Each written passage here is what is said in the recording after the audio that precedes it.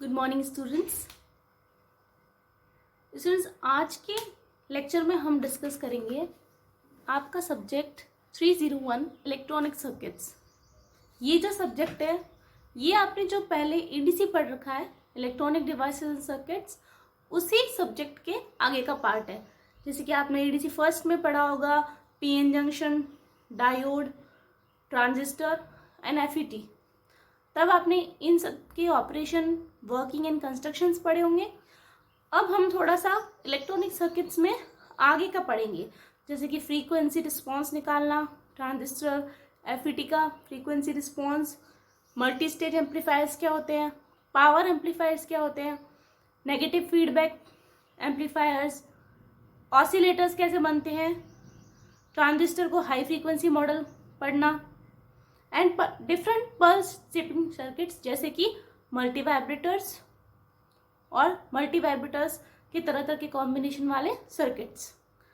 तो स्टूडेंट्स, सबसे पहले हम ये डिस्कस करते हैं कि इसके लिए आपको कौन सी बुक्स रेफर करनी है।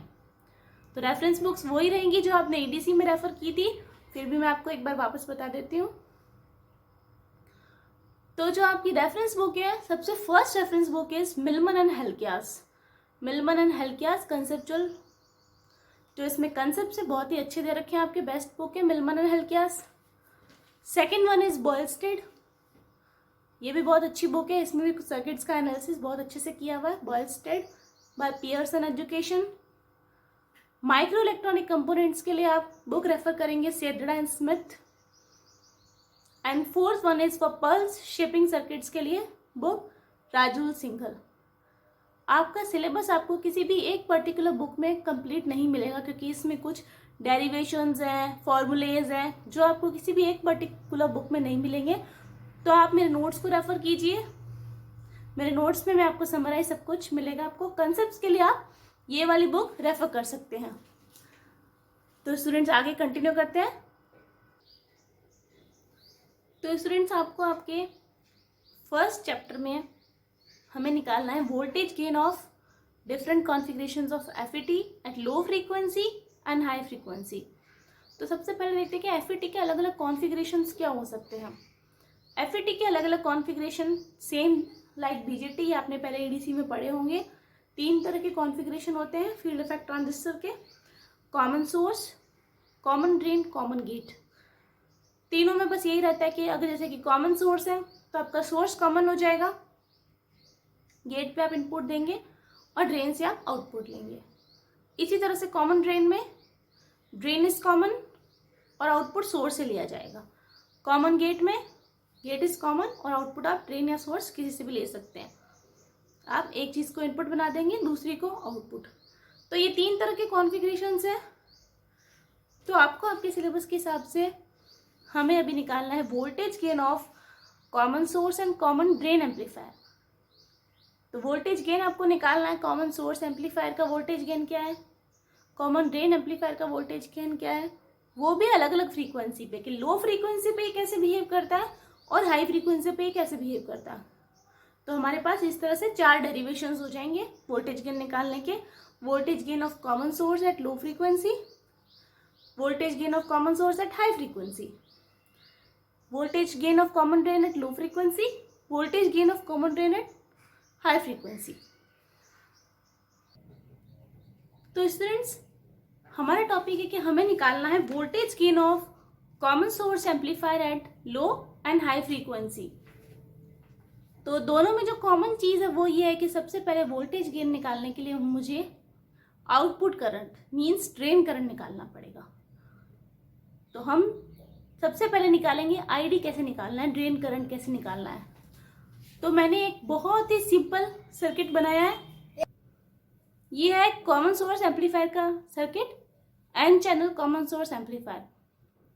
तो आप इसमें देख सकते हैं सबसे ऊपर मैंने VDD बैटरी लगाई है, जो नीचे डाउनवर्ड्स एरो है, यहाँ से आईडी करंट फ्लो हो रहा है, इनपुट VI दे रखा है, एंड सबसे इंपॉर्टेंट चीज़ यहाँ पे सोर्स कॉमन है। सोर्स कॉमन है तो मैंने आउटपुट जो लिया है वो ड्रेन से लिया है। तो आप देख रहे हैं V0 आउटपुट जो है वो ड्रेन से लिया गया। तो अब इस डायग्राम की हेल्प से मैं इसका स्मॉल सिग्नल डायग्राम बनाऊंगी।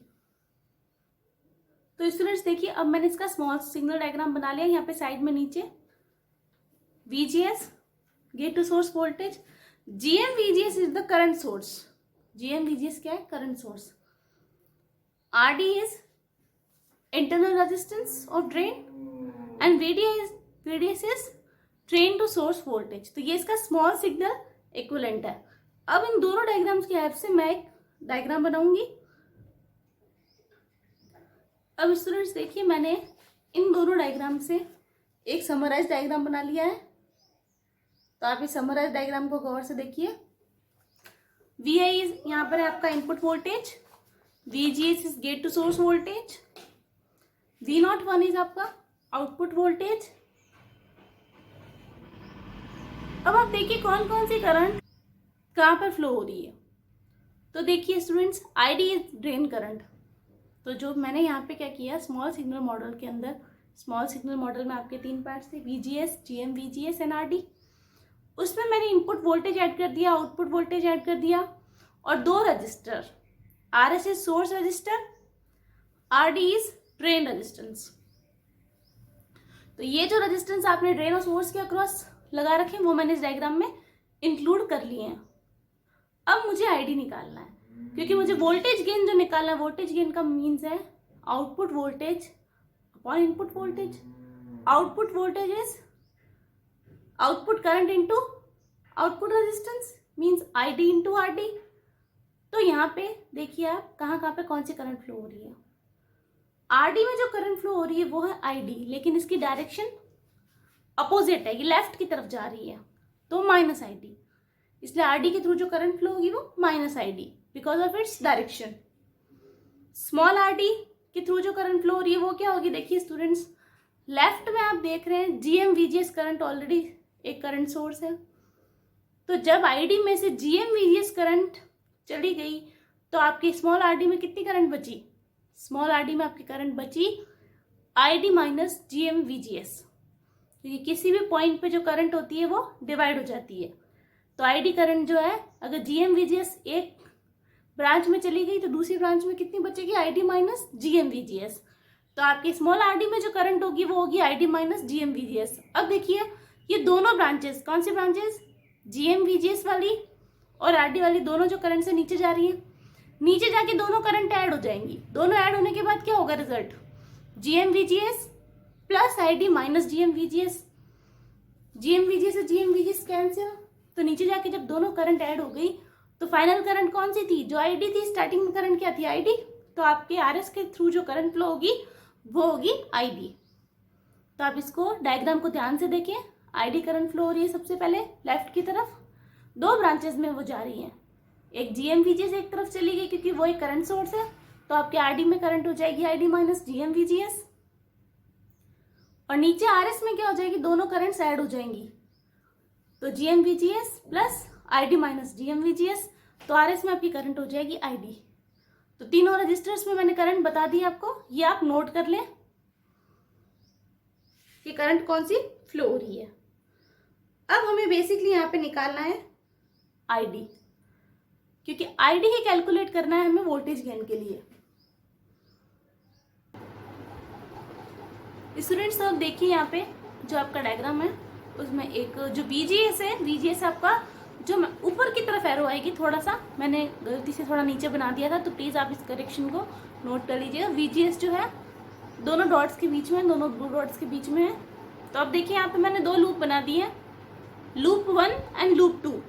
जो 1 नंबर 2 नंबर डाल रखा डायग्राम के अंदर, 2 लूप बन गए हैं क्योंकि हमें यहाँ पे KVL लगाना है। तो सबसे पहले मैंने लूप 1 में KVL लगाया। KVL लगाने का KVL मतलब कि इस लूप में जो आपकी वोल्टेजेस होंगे,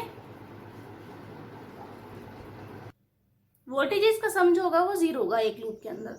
तो इक्वेशन लूप 1 में मैंने KVL लगाया तो ये आ गया VI input voltage is equal to VGS plus ID RS। तो यहाँ से VGS की वैल्यू आ गई VI माइनस ID RS। इसको हमने बोला इक्वेशन 1। इसी तरह से आप लूप 2 कौन सा है? लूप 2 है RD से स्टार्ट होके, स्मॉल RD से लेके और कैपिटल RS तक जाने वाला। उसमें GM-VGS वाला पार्ट नहीं आएगा, ठीक है। तो ये आपका लूप 2 हो जाएगा। तो जहां पे मैंने ये ब्लू एरो बना रखी है, ब्लू लाइन बना रखी है, ये आपका लूप 2 है। इस लूप 2 में आपने लगा दिया केवीएल, तो आपको मिला आईडी आरडी, पहला voltage, ID into RD is voltage, ID RD plus ID minus gm VGS into small RD plus small ID into capital RS is equal to 0। ये इक्वेशन 2 हो गई।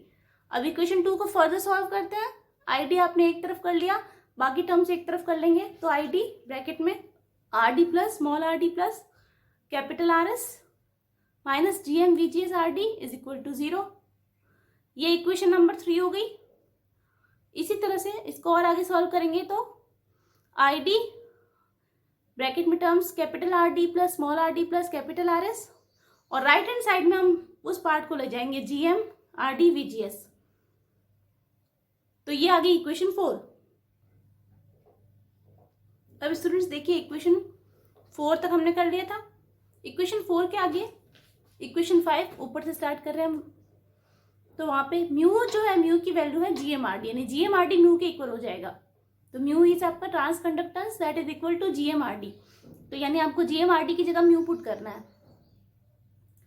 ठीक है, अब आप क्या करेंगे, इसी इक्वेशन में जीएम आरडी की जगह म्यू पुट कर देंगे और वीजीएस की जगह आप पुट करेंगे वीआई माइनस आईडीआरएस। देखिए जो आपने निकाल रखा था यहाँ पे इक्वेशन नंबर में, VGS is equal to VI minus ID RS. VGS की वैल्यू आप पुट कर देंगे यहाँ पे और म्यू की वैल्यू पुट कर देंगे। अब आपकी इक्वेशन है वो हो गई आईडी, लेफ्ट का टर्म सेम रहेगा, ब्रैकेट में capital RD plus small RS plus capital RS, right में आपके हो जाएगा म्यू और ब्रैकेट में जीएम आरडी को आपने म्यू रख दिया, ब्रैकेट में वीजीएस की वैल्यू रख देंगे आप VI minus small ID into capital RS. अब इसको आप सॉल्व करेंगे, खोलेंगे ब्रैकेट को, राइट में लेफ्ट का पार्ट सेम रहेगा, mu VI minus mu ID RS. अब आप क्या करेंगे कि जो आईडी वाली टर्म है, यानी म्यू आईडी कैपिटल आरएस वाली टर्म है, इसको लेफ्ट में ले जाएंगे क्योंकि हमें आईडी निकालना है। तो आईडी आईडी की सारी टर्म्स एक जगह होनी चाहिए, तो इसको आप लेफ्ट में ले जाएंगे।